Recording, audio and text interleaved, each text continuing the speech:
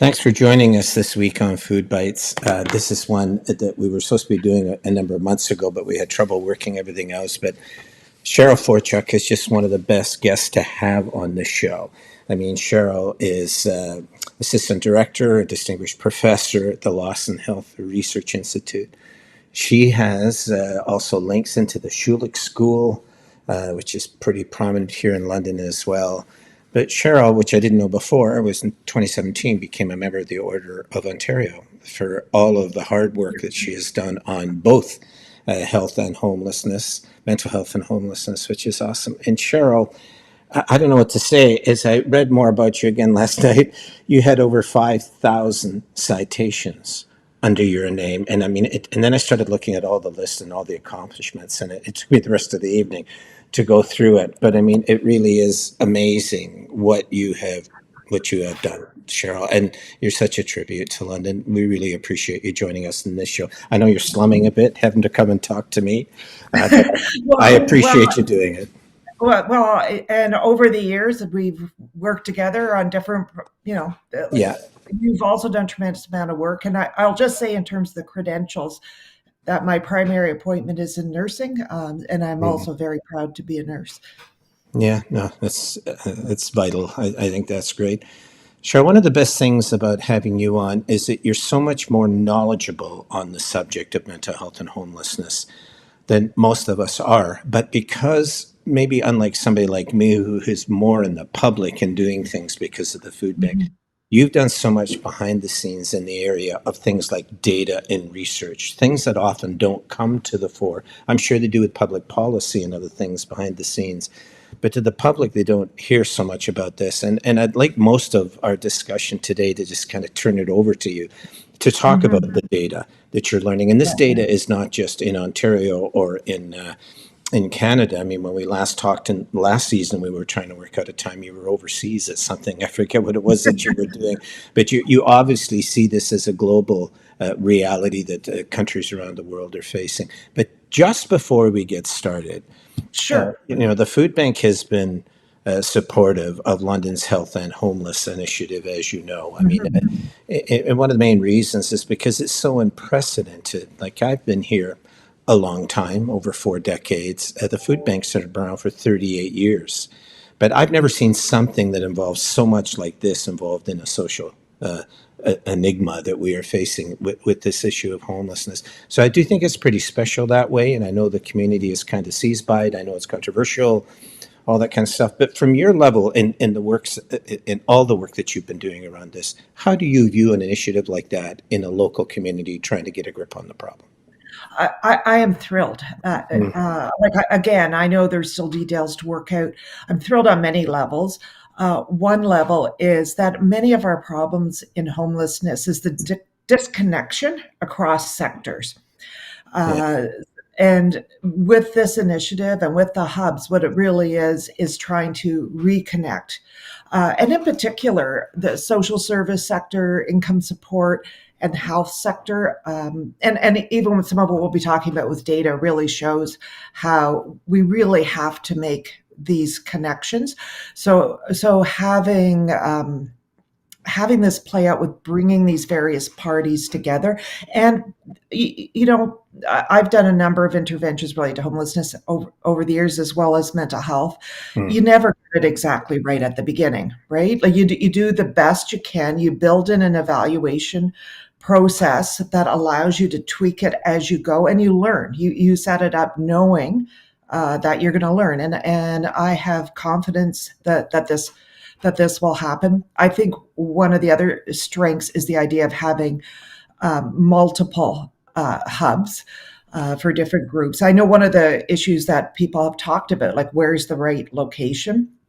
And I can say in some of the studies we've done, this has often been a controversial area because so many of our services are in the downtown area. So some people, because of the lack of transportation, find that convenient to get to those downtown locations. But sometimes people who are trying to transition out of homelessness, perhaps in particular getting away from the drug trade, sex trade, find it's very important to not be in the downtown area. So it's one of the many areas where it's really not one size fits all, and the best solution has to be about having some choices. So I know we're starting with 3 hubs, so obviously there's less choice at the beginning, but I think I think the priorities make a lot of sense. Um, and the kind of community partnerships make sense. And I think some of those geographic issues will work themselves out over time, and in particular, if they're based on this idea of having some variety in terms of where people are going, so that people at different parts of the journey or with different issues will be able to get support. And keep in mind, it's never a one size fits all. Like the homeless population is so diverse. It's one of our big issues, even as we get talking about data, why this is important. There's a stereotype of the homeless person as being like a middle aged male with drinking issues or in substance issues, but it's much more diverse, and some of the subpopulations, what they need, what they want, what works, can be quite opposite to other subpopulations. Yeah. Right. And I think part of what we try to deal with is our community has been getting seized with the homeless problem over the course of the last few years, especially during the pandemic. So that's good. Mhm. And then there's these movements to, feed people, to house people, to counsel Mhm. people, to get them out of addictions, those kind of things. But really, we often lack what's a Cole's Notes version of the Mhm. numbers. So when somebody thinks, oh, you're dealing with homelessness and health and homeless, really you're dealing about, and we hear these terms, high acuity, low acuity. So for Yeah. the average person, it's very difficult to get your head around. Mhm. I think what we are seeing, the more we're getting into it, is that just what you said. There's so many nuances in the language, and there's so Mhm. many different perspectives and understanding of the numbers and just where all of these folks are coming from and the problems that they're facing. And I do feel that with the Health and Homeless Initiative, we're probably getting enough to help us get our heads around it. Yeah. We don't have Yeah. enough to help us to understand it. We have enough to start and Yeah. enough to move forward, but we're going to need a lot more data. And I know when I talked with you the last time, Cheryl, I think you were heading off to Europe or something to do something around research on this, and we were going to talk about that. But in your findings, I know you talk about things like algorithms. I know that you Mhm. dug into things like coroner's records and things. It's very interesting, but you really do a deep dive into this area of mental health and homelessness. So I'll shut up here, but could you just start So through some yeah, of the yeah. things that you are learning the most and that have been helpful to you?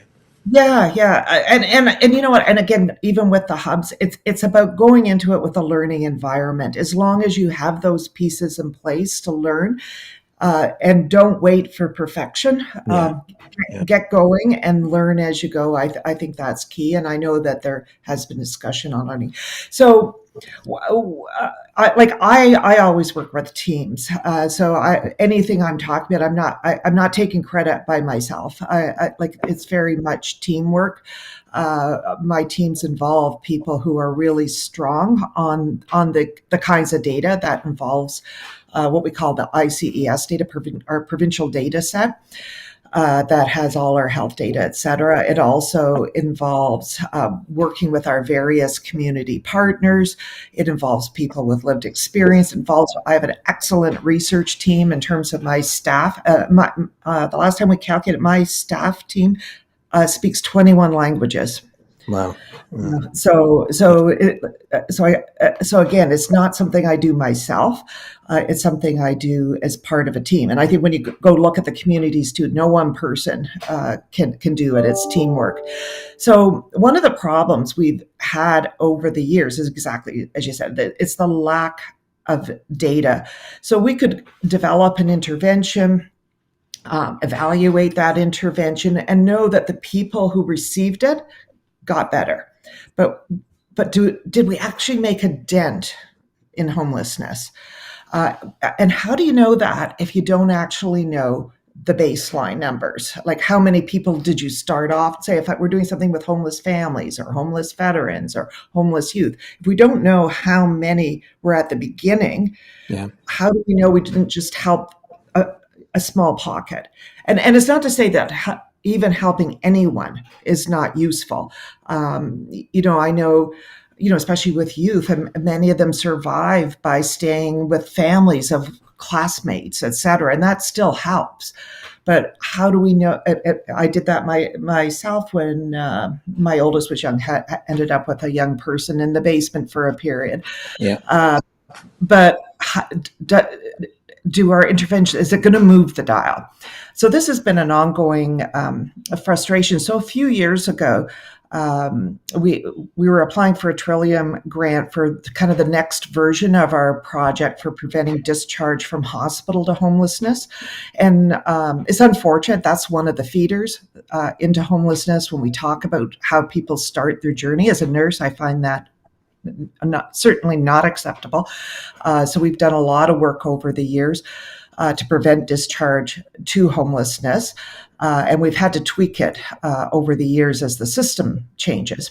So we were in the process of doing some tweaking at that point, had the money, but I was able to build in just another, so the whole project was on preventing discharge to homelessness, but I had put in this one section saying, I would like to see if we could give us some money to look if we could work with the ICES database, which is the, as I said, provincial health database, to see, since we know over time, because we're following these people for a year, so we know if they're homeless or not at different time points. We're either interviewing them on the street or a shelter or in their home.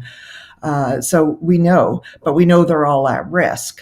Maybe we can use data like this to develop an algorithm to figure out on a larger scale in the province who's homeless. And we also were working with a group in Toronto. Stephen Huang leads that group. And interestingly, his research and my research were the only data we had in this provincial data set where we actually knew if people were homeless or not. Yeah. And his data included people from Toronto and Ottawa. So we thought that this would be a useful exercise. And going back, the reason it's useful is we look at how do we normally calculate homelessness. And it's not that people are irresponsible in the calculation, it's that it's really, really hard to calculate who's homeless, because by definition, they're often invisible. So when I had that youth staying in my basement, how would they show up in a homeless count, right? Yeah. If people often don't want to be found, people may not identify as homeless. So most of our current methods count on someone touching the homeless sector in some way, but not everyone who touches the homeless, who is homeless, touches that sector. Can I just Yep. stop you there for a second? Because I think this is a really important piece. As you know, Jane and I work in Sudan, right? 8 million people there in South Sudan. There's famine, there's civil war, there's all of these things that are going on. But when it comes with trying to reach them and how to do it, they're actually a migrant population. Most of the 8 million are moving all around, depending on the war front or chasing water, whatever it is that they can try to do. And there are global institutions that are trying to figure out what's happening with the wildlife there. And what they actually do is they put tags on them on their ears or whatever it is. So they do a much better job at tagging the wildlife than they do of the people, because you can't just do that with people, right? But it's made the dealing of how to help those individuals so much more complicated, because they migrate, and the only way that we will know that those people exist or where they are is if they checked into a UN aid station or came to one of our programs and we wrote it down. That's the only way we know. But that's very similar. Yeah. It's not sufficient for being able to help that population, correct? Yeah, and the homeless population, again, depending where different parts of Canada, can also be very migratory, because particularly when we get into our more northern and remote and smaller communities, there's often agricultural jobs in the summer, for example. There's hunting season, there's fishing season, so people move around to try to deal with their finances. And in fact, often local economies count Hmm. on this movement, and then that kind of dries up in many places, obviously in the winter, or they may go back to certain places. So it's also there's also migratory issues involved. So, and it's very similar to what you're Yeah. saying, like if they don't touch the system. So Mm. a lot of our data, whether you're talking about point in time counts, going out with clipboards, trying to find people, um, taking shelter data. The most often quoted across the country is this idea: 235,000 over an entire year over the whole country. Um, And that's not is, even is close, no, right? no, but it's based Yeah. on shelter data. And in fact, Yeah. if you talk to Mm. people in the federal department reaching home, they'll say that's just shelter data. Wow. Uh, so obviously that's missing quite a few people. So the point in time counts, the HIFIS data, which is like ends up being the shelter data. Communities such as London and many places have by name lists, but it's a by name of people who've dealt with the sector. What most people don't realize that when we talk about these community entities that funnel information up to the federal government, it's only about 68 communities in the entire country that are actually then Really? funneling that information up because they have a homeless serving sector. So that's missing a huge part of the country. It's certainly missing our smaller communities, our rural communities, our more remote communities. And then you get this catch-22. You don't have the data to show you need a shelter because you have no data. And because you have no shelter, you have no data. So, Exactly. so They're it, not checking in. That's right. Yeah. yeah, there is no place to check in. Yeah. Um, so so it's not an easy problem. And even in a place like London, where we do have by name lists, we have point in time counts, we Mm. have HIFIS data, it still doesn't get around the point that not everybody is going to be found. And they may not want to be found. There may be historical issues too with certain groups where they don't trust data. They don't want to be found. And I know a lot of people, their minds will immediately go to Indigenous peoples, which is completely true. They don't trust data, and for good historical reasons. But also think of some of our newcomers that may have been in countries where, again, data had been misused. So some of our youth, where if they're under 16, are concerned about what the impact would be in terms of involvement with children's services. So there's many people that actually don't want to be found, or don't, even if they Yeah. are found, may not properly identify themselves. Um, so anyway, so with this algorithm, what we thought, the thing with the ICES database, it is we're all in it. Mm. If you touch Mm. the healthcare sector in any way, you're in it. I'm in it. But it is also very highly regulated by provincial legislation in terms of privacy and security. So if you're in there looking at something and there's like less than 10 people, you cannot even report on it because of the risk of people being identified. There's only a couple people in the whole province that actually see the OHIP number. That's changed to something different that you would never to not be able to identify. So it's really about population base. So it's going to give you a number like there's 300 people that had influenza that this particular month into this particular area, but it's not going to say who those 300 people are. Yeah. And you could look at like what was the average age, how many male, female. But if you got down to cells that were too small, like that, there was only 3 people from London with a particular, you can't report it because it's too small.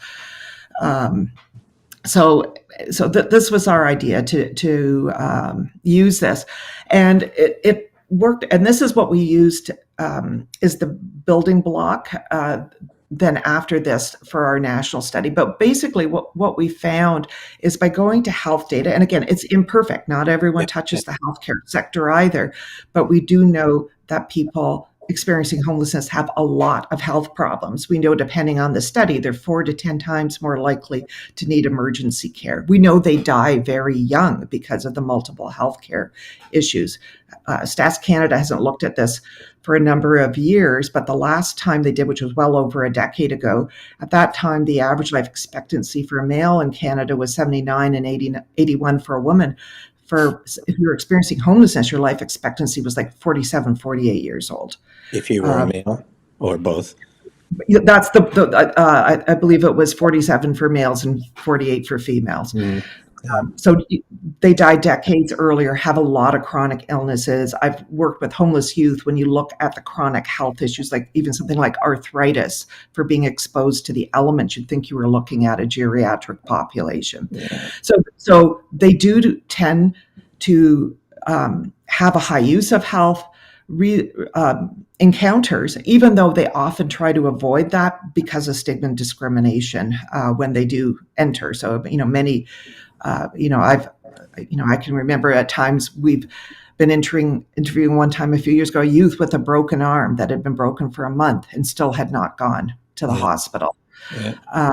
We got them there by having my research staff accompany them to advocate. And like the person was very close to losing their arm, but was avoiding. But anyway, so we went to the health data, and basically what we found, looking at the algorithm and then applying, which could correctly identify with the samples we knew about, and then applied it to the whole province. We found almost as many people in Ontario as what the usually quoted numbers would predict for the whole country. So it would suggest we could probably easily triple the numbers. And again, even knowing that this is still flawed because not everyone's going to do it. So for our national study, what we're trying to do is take it, seeing to what extent can we take this nationally. Now, our original algorithm, it was published back in 2019, and many people, who are using administrative data, health data, are they have access to this. It's not something we keep privately. This was pre-pandemic, and I can certainly say, boy, was it ever important that during the pandemic that we had this. And before I go any further, I do want, as I say, I'm working with the team. I'm not the one doing all this. The original first author, I'm listed on the papers, but the first author and the first one was Lucy Richard, who worked at that point locally for our ICS here, and now is working with Stephen Huang's group. Richard Booth, who's the PI from the School of Nursing as well, and from Lawson as well, has been the first author of a number of these papers. And Selima Sharif has also played a major role and is on the larger study. So they've really done the heavy lifting on applying the algorithm. So having this algorithm during the pandemic, just as an example of how important that was, you and I know how vulnerable this group is to infections. In fact, a number of years ago with my team, we were supposed to, because I've got a large team and workman's comp, we're supposed to identify the major risk to my staff. And I said, the major risk to my staff is infectious diseases. And I remember at the time, got some feedback through the, wouldn't it be that they be at risk of being assaulted? I'm saying, well, in 30 years, we've had 2 near misses for assault, and we have at least 3 major influenza outbreaks every year in our shelter system, and we've had a few TB outbreaks during the years. I think the greater risk is infection. So when COVID hit, many of us knew that the homeless sector was going to be disproportionately impacted, but they were not originally prioritized for vaccines. So we were able to use the algorithm, and again, Lucy Richard was first author on that one, Richard Booth second, and Selima on that, as well as others of us. We also at that point were able to pull in community health data as well, which was tremendously important. And we were able to show the incredible additional risk that people experiencing homelessness were. Like they were 3 times more likely to get a COVID test, almost 4 times more likely to test positive. But they were over 20 times more likely than the general population of Ontario to be hospitalized. 20 times. ICU over 10 times, and almost 6 times more likely than the general population to be dead within 21 days of the positive test. So clearly, like we're practically in the ballpark of 90-year-olds in long-term care at this point.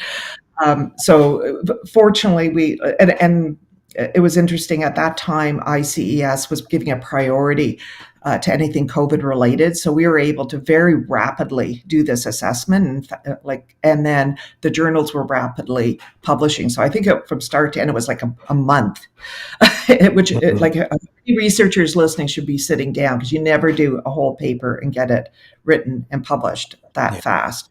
Yeah. But it was critical to get this done, to make sure that this group was recognized as being vulnerable and to get them assistance. Yeah. So that just an example of having that data, how important it was, because if you're talking about a population 20 times more likely to end up in hospital, how do you deal with that if you're not prioritizing them, right? Yeah. So anyway, one of the recent ones I'm really excited about using this data. When we went across the country, I mean, we've heard about the opioid crisis, right? We've all heard about this. We know that people talk about it as being kind of like a second pandemic that was happening simultaneously. It's certainly a second healthcare crisis. And when I would talk to people experiencing homelessness over and over again, we'd often hear about their friend that died last week. Sometimes we'd have people that in different communities that had some part-time employment that would actually take time off work to come meet with us and talk about the issues facing people with homelessness in honor of their friend that died last week. Now, their friend could have died for many reasons. It could be suicide. It could be freezing to death. But it could be COVID, right? But the opioid crisis was certainly playing a major role. So it's only 2 weeks tomorrow that this paper came out. And I think you'll have to admit, and the listeners, like when we hear about the opioid crisis and opioid deaths, we know it's like it's blind to housing status, right? Mm-hmm. Like, so when we talk about the problem of the opioid crisis and how to solve it, where have we heard about housing? We know housing is a social determinant of health. We have, just as income is, but we often then don't actually pay attention to it. Yeah. So we will, and one of the people that joined on this paper was Tara Gomes, who has worked a lot with coroner's data. So we were able to pull the coroner data in and look at that. So the one way of looking at that was just a straight thing. How many times on that coroner data did it simply indicate the person was homeless in Ontario? No fixed address. Yep. Right. Yeah. And this is looking at deaths from 2017 to 2021. So it included the period prior to the pandemic as well as the pandemic. So just looking at that alone, 1 in 6 people that died in Ontario in that time period were homeless. So that's amazing. But we wouldn't know.